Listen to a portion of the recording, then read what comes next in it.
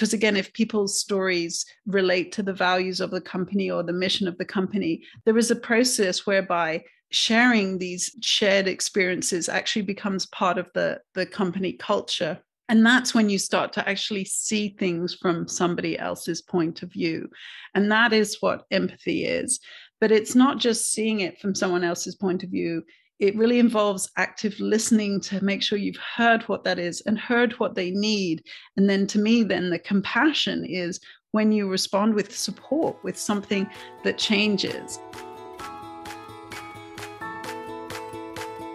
Welcome to You Belong in the C-Suite podcast. You are ambitious in life and in your career, but something is missing. You want to bring more of your passion to what you do. Because let's be honest, you pour a ton into your work, and it needs to mean more. I'm your host, Laura Eigel. I'm a mom, wife, PhD, coach, advocate, introvert, and indoor rowing fanatic. I'm passionate about living a life that's in line with my values. We'll give you the actionable tips and tools you need to lead with your values, make a difference, and have career success. The world needs more diversity and authenticity in the top jobs at organizations. Your leadership belongs there. You belong in the C-Suite. Hi there, friends. My first book, Values First: How Knowing Your Core Beliefs Can Get You the Life and Career You Want, is now out in the world. Thank you so much for your support of the book. With your help, we are a #1 Amazon bestseller in the business ethics category and a #1 new release for time management in business and business etiquette. I have poured my heart into this book with personal stories and stories from my coaching clients using the Values First framework. Between the constant pressure of job performance and demands on your time, it's easy to lose sight of your values, letting them shift out of alignment. Those simple misalignments are keeping you from feeling joyful and fulfilled. Learn how to recenter your life and career around what truly matters to you. Order Values First now at your favorite independent bookstore or at Barnes & Noble or Amazon. I want to make sure that you are the first to know about every book activity that we have in store, including virtual and in-person events. Stay up to date by joining our list at thecatchgroup.com/valuesfirst. That's thecatchgroup.com/valuesfirst.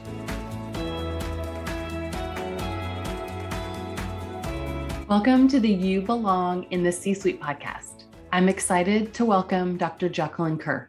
Dr. Kerr is a mom, behavior scientist, and burnout survivor. She is in the top 1% of most cited scientists worldwide. Dr. Kerr left her position as a public health professor in 2018 and now hosts the podcast Overcoming Working Mom Burnout, where she interviews researchers, diversity experts, and leadership coaches. She is on a mission to dismantle the causes of working mom burnout, and her TEDx talk provides solutions that we can all use to change the social norms around burnout. In particular, she provides a multi-level public health approach to burnout prevention that starts in the C-suite and evidence-based behavior change strategies for setting up a comprehensive strategic approach to burnout that aligns with DEI efforts. Today, we talked about how burnout manifests differently at different levels of the organization.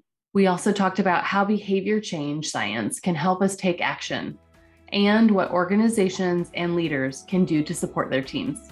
Let's get started.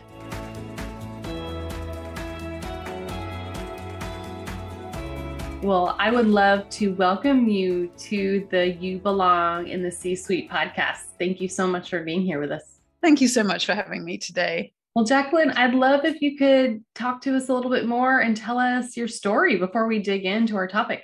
Sure. So I was actually in the equivalent of the C-suite in academia. So, without tooting my own horn, I was in the top 1% of most cited scientists worldwide. I was a leader and paradigm shifting leader in my field and a leader in a cancer center at my university. And I burned out. And I think that's so important for us to understand that so many women are so competent and can lead, but by the time they actually get to the top, that they are burned out, and the experience of getting there has left them exhausted and sometimes ill. And some of the women I interview on my podcast, that has exactly been their experience. They get to the top and they think that hard work is what gets them there, and it does.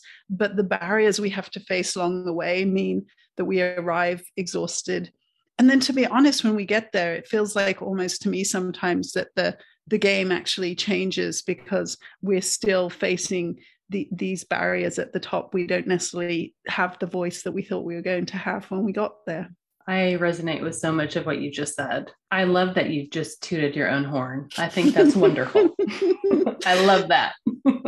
Well, I think that's the important thing, is often there's this assumption that women aren't in the C-suite because they're not competent or they don't want to be. Oh my goodness, I was such an ambitious leader and such a competent leader. And I see it also in the medical field. So I came from a school of medicine. And for example, female physicians have better outcomes in the emergency room. They're more likely to save a life, and they have better surgical outcomes.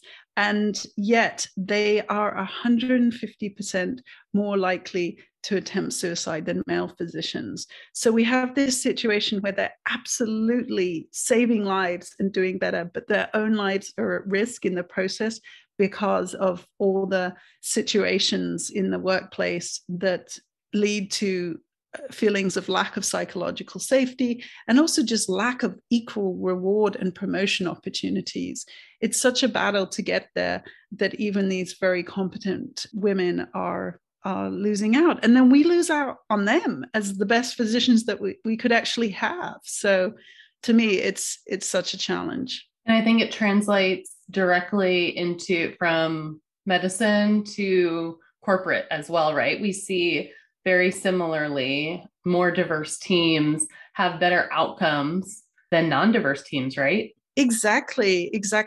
And I think about that too, again, from the research side. We have, if you ask a diverse team a question like we do in research, we say, okay, what is this research question and what's the answer? If you get 10 answers that sound exactly the same because they've come from the same experience, that's not going to lead to an innovative, paradigm shifting solution. Whereas we can ask, people with different cultural backgrounds, gender identities, so much different life experience. That is collective intelligence, which leads to more diverse and innovative solutions. So, there's so much evidence to show that that's the case. But I think what we really have to understand is, where are the blocks along the way? And burnout is definitely one of those blocks, because it affects representation and it affects people's health and ability to come to work and do the performance that they absolutely have the ability to do. Can we talk a bit about how burnout manifests at different levels of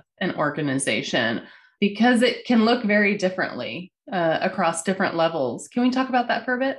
Yeah, exactly. So there are basically different conditions that lead to burnout. So burnout is recognized, workplace burnout is recognized by the World Health Organization as an occupational phenomenon that is caused by the workplace. So that's one of the things. This isn't caused by individuals. This is caused by the conditions we work in. Now, some of those conditions could be overwork and overwhelm and exhaustion is a symptom of burnout. And that's just one of the conditions identified by burnout researchers. Another condition is lack of autonomy, lack of reward, injustice, values conflicts, lack of collegiality, lack of psychological safety, and role conflict, role strain. So if you think about all those other conditions, who is experiencing those conditions? If we start at the top there, the lack of autonomy. So the chances are someone who is in the C-suite, which unfortunately is still the majority, absolute majority, male white leaders, their experience of burnout has likely come from multiple responsibilities in the workplace and overwork and overwhelm and some personal pressure, performance pressure. I totally understand that.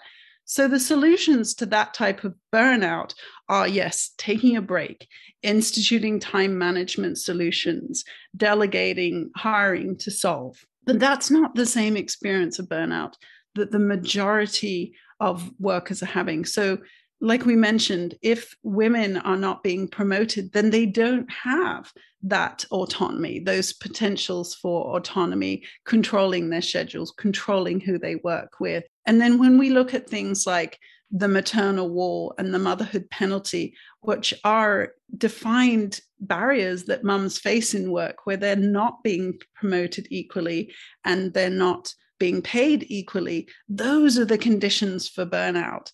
And those conditions, a bath, a vacation, those don't solve that type of burnout.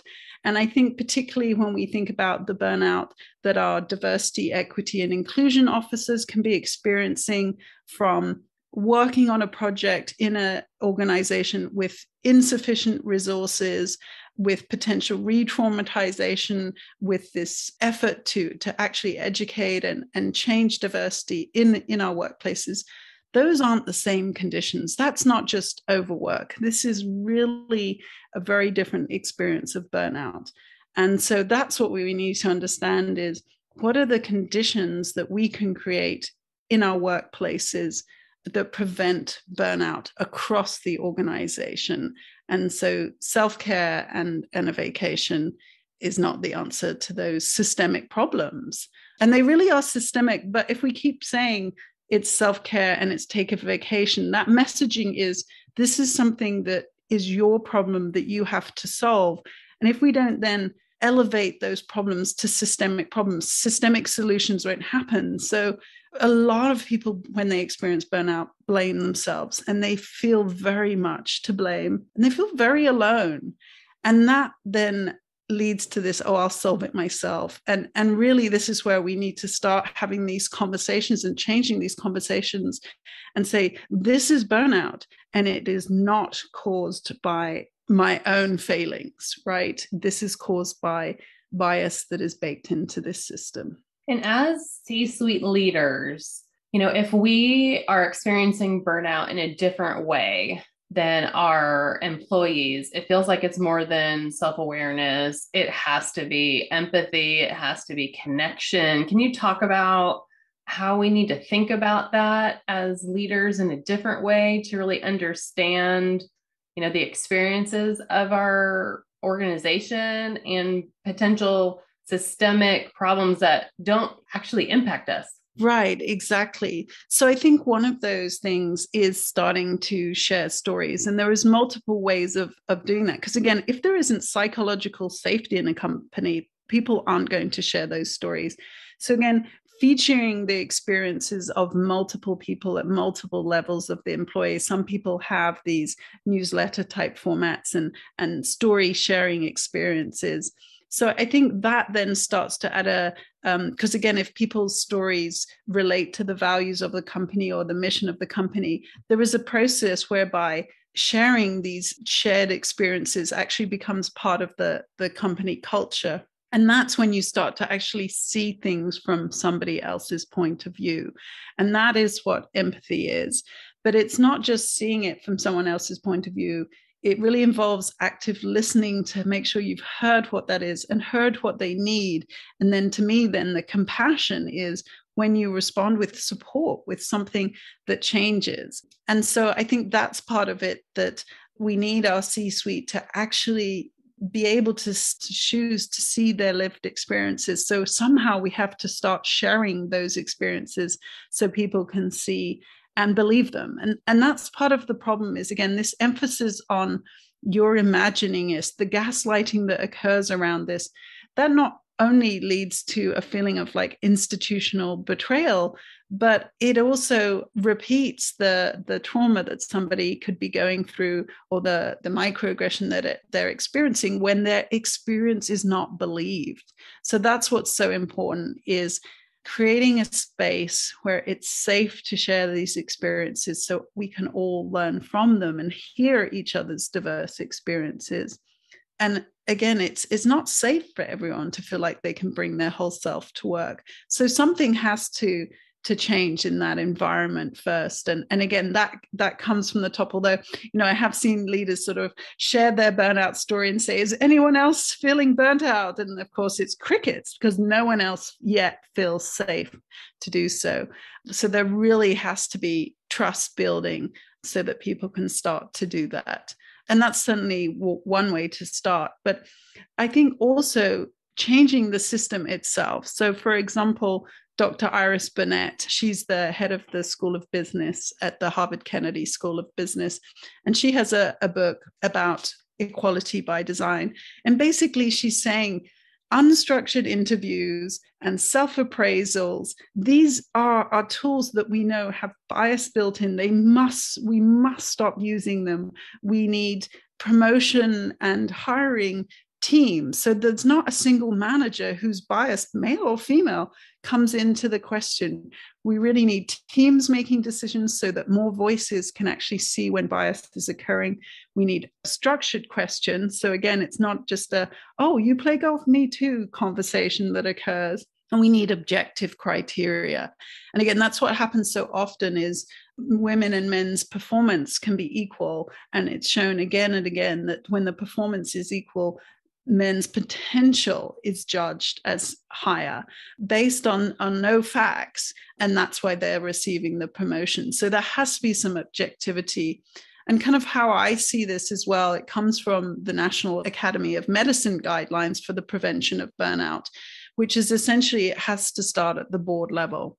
So if you put well-being as a key performance indicator for a company, even at the board level, we're accountable for. One, you start to measure it and actually say, are we, meeting our well-being indicator, right? Because you actually have to start setting, what does that look like? And then for me, the investment comes from there. You prioritize employee well-being and you invest in the right solutions. And then you'd pretty quickly see that vacations and even some mental health services, that they are just band-aids, that the things you actually need to change are the hiring and promotion systems, the support for subsidized childcare, the support for paid leave, supporting our ERGs if you're actually doing work around equality, having a team of DI experts, not just one DI leader. And there's so many investments that we need to make that if it's aligned to well-being, then people will prioritize them. And to me, it's this misunderstanding of what comes first, the chicken and egg. And essentially, unless we turn up to work healthy and valued, then we are not going to put in the performance that is expected of us at work. It's not that productivity makes us happy and therefore we want to stay. It really comes from being valued and healthy to start with, then our productivity follows. So if we can shift that mindset of well-being comes first and productivity and profitability follows, then it can really help organizations shift their mindsets.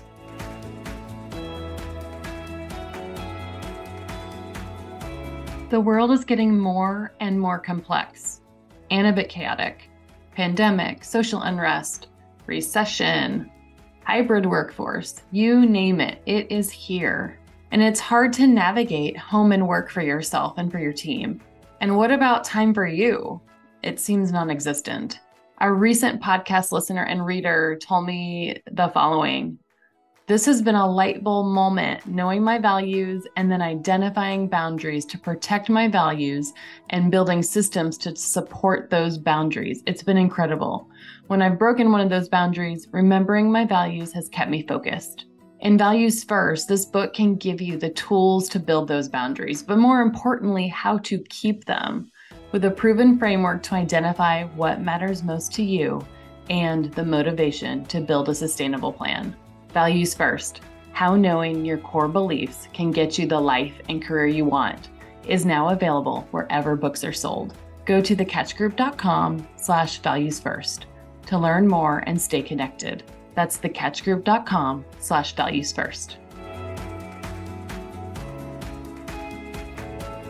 I'm picking up bits and pieces of what I think is some of the behavioral science that you're explaining in some of these examples. Can you walk through some of the best practices or known things like through behavioral science that actually helps some of these things stick? So some of the things that I might heard you say was kind of measurable goals, starting in the right spot, that kind of the right level of the organization. Are there other ones that you can explicitly call out as part of kind of behavioral science and why that works? Right. Yes, for sure. I think there's such an important understanding that we have to have. People always think about awareness, and we actually know that unconscious bias training, for example, that changes your awareness of your biases, can actually lead to inaction because you think you've solved your problem because now you know about it. And so then from awareness to actually intending to do something, I mean, how many of us intend to lose weight or organize our cupboards or actually start, making good savings? We can have intentions for years. So I always say the gap between intentions and then the action that actually leads to change is like the Grand Canyon. So what can we do to fill that space to actually move us from intention to action? So really clear ingredients, really clear solutions. And those are out there. They're out there in DI guidelines from Haas Berkeley. They're out there from equality and burnout guidelines from the National Academy of Medicine. So we know what to do. So the question is, where's the recipe that helps you do it? And that's where behavior change science comes in. So there's two aspects to it. Sometimes we don't actually have to change what people believe or what they want or intend to do. So for example, if you think about a key card in a hotel room, and you put the key card in, the lights come on. When you leave the hotel room, you take the key card out, the lights go off. You did not buy into saying, I want to save electricity here.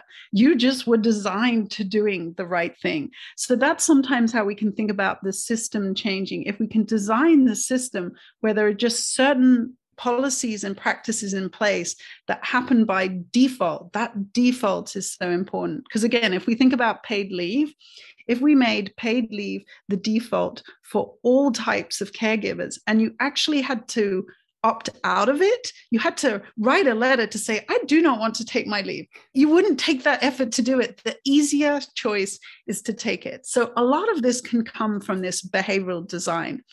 But if you actually want to have a change where you need to change a habit, because again, people think about systems as systems being things that we can't change, but systems are basically people who are decision makers. So if we want our decision makers to actually be developing habits of making a different decision or using a decision tool that's less biased again and again, because you could have decision tools that reduce bias, but if someone doesn't use them, so what do you do to create that sort of level change? And this is the behavior change science that I come from and that I absolutely love. So, one of the first steps is having a good goal, but that can be really hard to do. So sometimes part of the process is to say exactly what I want to do and to create this plan. And as you create the plan with really, really specific details, you start to go, okay, that goal seems a little unachievable. I need a goal that is a little more achievable. So this part of the process that is called implementation plans is when you say, what am I going to do? When exactly? How am I going to do it? How often? Where? With whom? You start to get all these really specific details. So not only are those a reality check to see whether your goal seems feasible, but all those details create this plan. And if you can imagine, this actually comes, the implementation science of this actually came from originally saying, okay, when we used to have to do breast self-exams, you had to sort of say, okay, when am I actually going to do that? I'm going to do it in the shower on, the first day of my period. And all those things make you remember to do it. They become cues to action. So that's a huge part of behavior change is how are you going to remember to do this thing? What can cue you? So the plan can help cue you. You can have it all set up so that you have reminders in your calendar, you have reminders in your workplace. So for example, some people have targets that they actually would set up somewhere in their workplace and say, are we reaching that target? And not only is it knowing that you're trying to get there, looking at that target is constantly a reminder, that's where I'm working to get. So reminders and cues are so important. Sometimes we can also anchor our behaviors to another behavior. So for example, if you were trying to do mindfulness each day, you might say, I'm going to do mindfulness when I make my coffee. And the coffee is the thing you want. You're ready. Oh God, I need my coffee. That's no problem, right? And then the coffee prompts you to pause and do your mindfulness practice. So that anchors it to another behavior. So you could see that happening in the workplace. It's okay, every time we do this process, we anchor this other behavior to it. And then accountability partners are so important. So you could just have accountability from a colleague. You say, I'm going to try and stand up in a meeting and make my voice heard. Will you support me to do that? Or if I see bias in my organization, I'm actually going to stand up. Will you help me do that? Will you back me up if I do that? How can we together agree to do this thing? Because again, collective action is so helpful. So having an accountability partner is so important. And for many people, that could be a coach, for example, that an employer can subsidize. And that way you have someone that's there for you, supporting you, reminding you to do it. And so again, all these things come around to saying, okay, what is it I'm actually doing? And how will I know when I've got there? And that's why we made a lot of progress in some ways in exercise science once we had tools like Fitbits where we could actually measure our goals and see if we could get there. And so tracking where you're going and where you're getting is so important, not only because it keeps reminding you that you're trying to get there, but then also as you get there, you celebrate. And that's so important to have that reinforcement. Sometimes the reinforcement comes from, we're doing the right thing, this feels good. Other times you actually have to incentivize people and put in rewards, especially sometimes in the early process. So again, how do you incentivize people to do the right thing at work? And that comes from saying, okay, I'm going to have team well-being as a promotion criteria. I'm going to promote the managers that have teams who have higher levels of well-being. So you bake it into the system. So behavior change is really complex. And that doesn't mean it's too difficult to do. It means we have to set ourselves up for success. And we really know how to do that from these processes. And they all reinforce each other and can lead to such success. So it definitely is possible. It's absolutely possible to have change as long as we recognize the support that we need to do it. Do you feel like a leader could do that within their culture, their immediate team, their direct reports, without having the organization adopt similar, or is it necessary to have both? So I think there can be that ripple effect that what one team does can ripple out to other teams. So I definitely think that, again, that's why so often we say, let's start with ourselves as individuals. And if I change myself, then my change will help change others. But I think I heard a quote recently is that individual change is the first step. But if it is not associated with collective change, there is no change, right? Change doesn't happen. So we really need to out loud be telling people about these changes we've made as employees, to actually say, hey, I'm not responding to emails out of office hours. I've set a boundary for myself. It gives someone else permission to do that. So again, as leaders, we need them to role model these behaviors that prevent overwork. Role models, that's such an important part of behavior change science, because you're not only saying, here's what you do, here's an example of how you do it, but you're also saying, here's permission to do it. And you're also saying, hey, someone like me can do this thing. If your leader can do it, you can do it too. So there's so many aspects to role modeling that comes into behavior change science that's so important.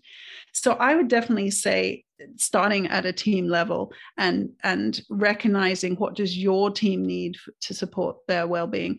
And I think that's the thing as well, is I think we assume there's a silver bullet for so many of these things, and actually doing it at small scale and experimenting within your own team, what worked for you, then sharing that with other teams. And this is part of another scientific process called collaborative learning, whereas actually you set a goal as a team, you support each other, and as you learn from that, you then share it with another team. They adopt it, they have to make some changes because their team is slightly different, their work role is slightly different, and so what adaptations do they make, or what totally new solutions do they come up with? But it's like, if you don't have like something to start with, you don't know where to start. So that process of building these experiments and then building them out is so helpful. But I think what's really important too is back to that, if we don't give our leaders the reason to elevate this problem to a higher level, then it's really important. So if we constantly are saying burnout is my individual problem, and it doesn't then become the manager's problem, that they need to say to the C-suite, we need resources and we need different systems to prevent burnout. So again, that at some stage, that elevation to a higher level of problem does have to happen. But again, the more that these solutions are actually worked out at small scale and then scaled up is also helpful. Because I think lots of people, when COVID hit, lots of companies tried to do all these things, like they were saying, well, let's do online yoga together. And they pretty soon realized that is not what people want. So you still have to have that recognition of what is working, how can we tell it's working, and are we listening to see whether it's working? That's so important, to keep that active listening open. I love those really great tangible examples. Have you seen kind of this shift to any of these kind of more values-based things you mentioned before, this idea about if it's adopted, if like well-being is adopted at the board level and we're asking for accountability at that level, then hopefully then we're actually doing something about it. We're putting plans in place. We're reporting back on those metrics.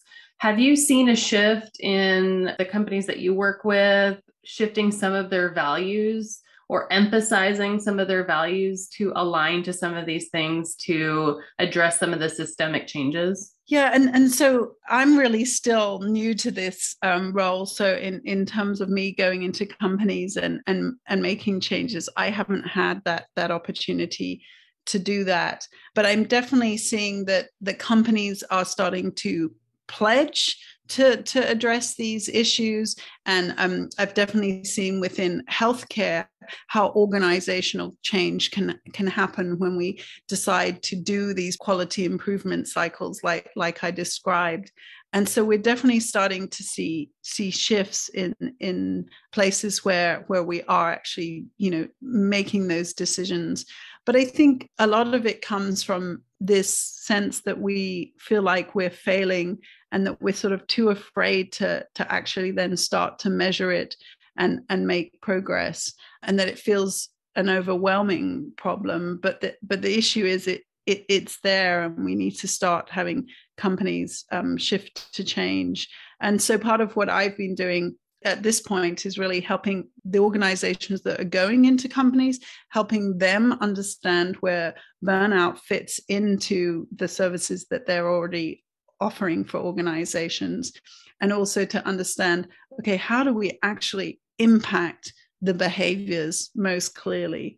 But definitely that's where I really want to get into, being able to support the C-suite to understand what burnout is and what burnout solutions really look like, so that it doesn't feel like this unsolvable epidemic. It really has very concrete solutions matched to very concrete causes. I love to hear that there is something that we can do. And I think, to your point, it's up to those leaders to do that. And I want to highlight a resource that you have, and it is a free guide on how to spot burnout in your employees. Can you tell me a little bit about that and how we might be able to get it? Sure. Thank you so much. Yeah. So if anyone goes onto my website, which is drjacquelinekerr.com, then there's this free guide that takes you through recognizing the behaviors that your employees might have that represent burnout, the types of personalities that can burn out, and then the groups that may be suffering burnout more and why, and then what are the conditions in your workplace. So that's certainly a start. And I also have my TEDx talk that is called How to Stop Burnout Before It Starts. And that really takes you through this understanding of how it all comes together. Why is burnout related to leadership and society, and what we can actually do? What are the behavior change steps that we can take to improve burnout? Wonderful. And we're going to link all of those resources in our show notes. And I just want to thank you so much for connecting with us here today and sharing just so much science and your thoughts on how we can show up as leaders to not only address burnout for ourselves, but also for our teams. Thank you so much for having me. I want to thank you so much for listening to the You Belong in the C-Suite podcast. If you are enjoying this content, please remember to rate and review on Apple Podcasts. By leaving a review, you are helping others find this content. We will be featuring 5-star reviews on air in upcoming episodes. Editing and support for the podcast is done by S&E Podcast Management. To get more tips and tools to help you live a life guided by your values, go to thecatchgroup.com. Keep your boundaries and take care.